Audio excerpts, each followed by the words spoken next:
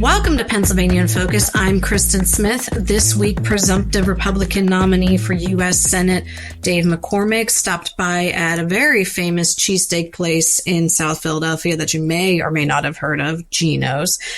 Center Square reporter Anthony Hennon was there to check it out for us. So, Anthony, the most important question that we have is, what was McCormick's order?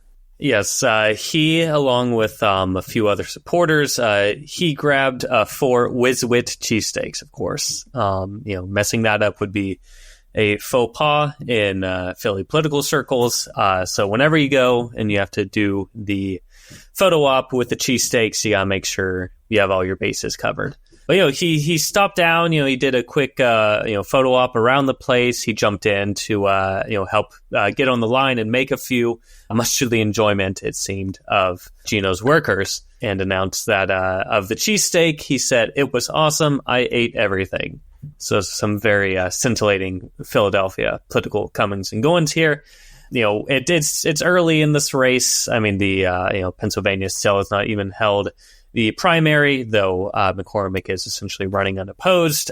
We have some polls where he's still trailing Democratic incumbent Senator Bob Casey. But, they seem to be getting better. For McCormick, that is. The latest one in mid-March showed that Casey is only leading McCormick 52-48. Again, this is still fairly early for the general public to start paying attention to this sort of thing. But, the polls are at least indicating a fairly close race shaping up.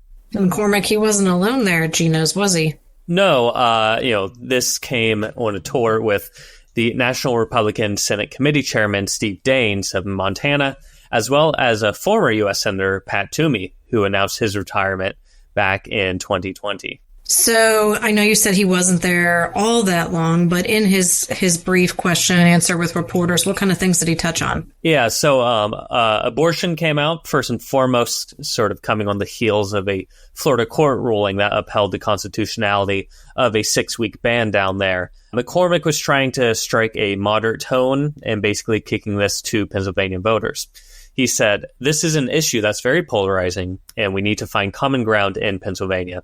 Our Pennsylvania legislature has put in place a law that Pennsylvanians support, and my view is that we need to find common ground around contraception, broad support for adoption services, and restrictions on late-term abortions." Within that context, he said that Senator Casey was on the extreme with this, saying he signed a bill that essentially calls for abortion up until the due date, declining to put a specific line where he personally would limit abortion, and basically saying, Pennsylvanians have decided, I'm not going against that. He also hit on something that's been more controversial in Republican circles of mail-in voting, saying that Pennsylvania Republicans need to embrace mail-in ballots and close that gap between low mail-in rates among Republican voters versus higher mail-in rates among Democratic voters. So you mentioned abortion. That's been a thorny issue in Pennsylvania and nationally 2 years ago when Governor Josh Shapiro was going up against Senator Doug Mastriano.